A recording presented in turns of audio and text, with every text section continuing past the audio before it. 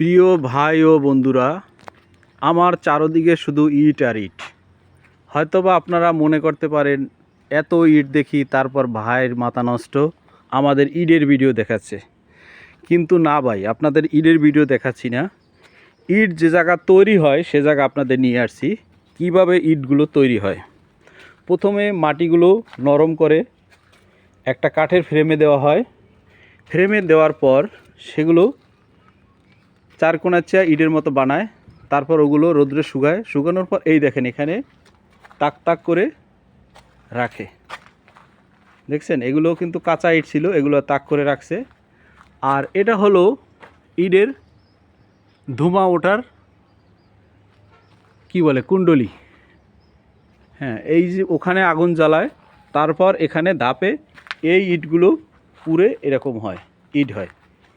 এখন যে ইটগুলো বেশি পড়ে ওগুলোকে ঝাওয়া বলে। ইটের ভিতরেও কয়েকটা কোয়ালিটি আছে। এই যে আমরা একটা রুমের ভিতরে আছি, এখানে ইট সাজানো হয়েছে, এই ইটগুলো বিক্রি করা হয়েছে। বিষয়টি আপনাদের বোঝাতে পেরেছি। ওকে, ধন্যবাদ।